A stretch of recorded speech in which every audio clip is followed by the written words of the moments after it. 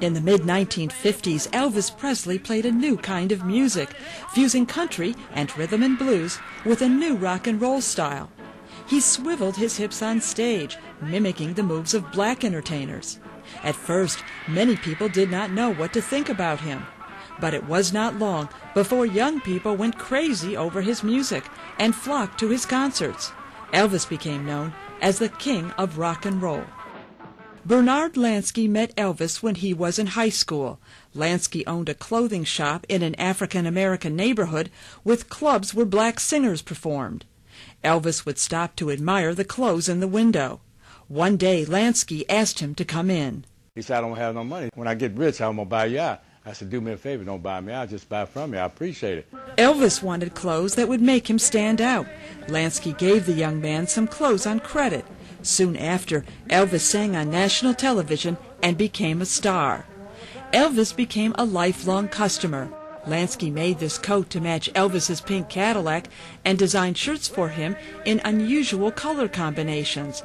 Shirts Lansky still sells today. I used to turn up the collar on him, and he said, "Man, that's messing my hair." I said, "Don't worry about it." He said, "That looks good. That's real nice." I said, "It's different. You got to have something different." George Klein also met Elvis as a teenager, and they became fast friends. I miss Elvis immensely. I think of him every day.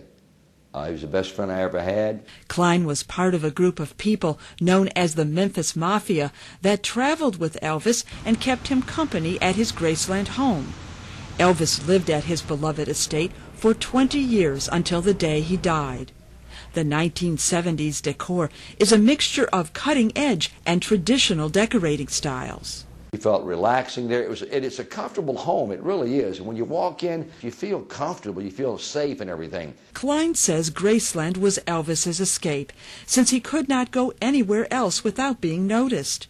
He says they often partied with women they met. We get the girls up to Graceland and, play music and watch television and just have a great time. And we start about 10 o'clock and break up maybe 4 in the morning. Elvis was often photographed with women in show business, but those he dated were usually not part of the entertainment world.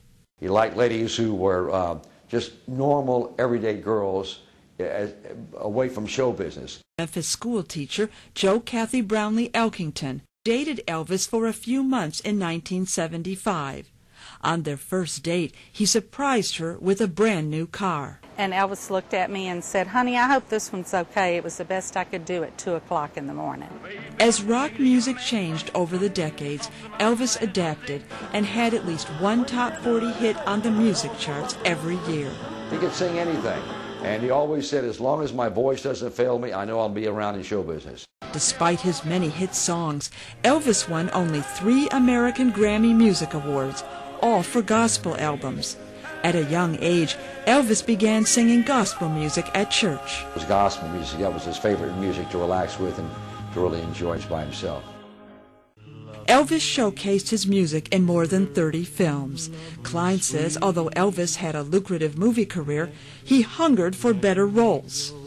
Halfway through Elvis's movie career, he became disenchanted with his movies. And I'd ask him, I say, "Elvis, what's the new movie about?" He'd say, "Same story, different location." So I beat up the guy and I get the girl and sing 12 songs. Jo Kathy Brownlee Elkington says that after nearly 20 years of fame, Elvis still found it unbelievable that he was a household name. He said to me one time, "That's so unreal to me that they're talking about me, and that if you mention his first name in a remote part of Africa, people would know who he was." The former girlfriend remembers a sweet, caring person, but she also recalls a man who was overweight and had been abusing prescription drugs for years. He would be either really, really up or really, really down. That was sad to me, and you never knew what kind of mood he was going to be in. On August 16, 1977, Elvis Presley died at Graceland at the age of 42. He was buried in a white suit designed by Bernard Lansky. He was a gentleman, a real gentleman. And George Klein was one of the pallbearers at the funeral. Elvis was like a brother to me. About half the visitors to Graceland are under the age of 35 and were not even born when Elvis Presley died. His music is still immensely popular worldwide. If Elvis were alive today, he would be 72 years old, but to his fans, he is forever young. And beautiful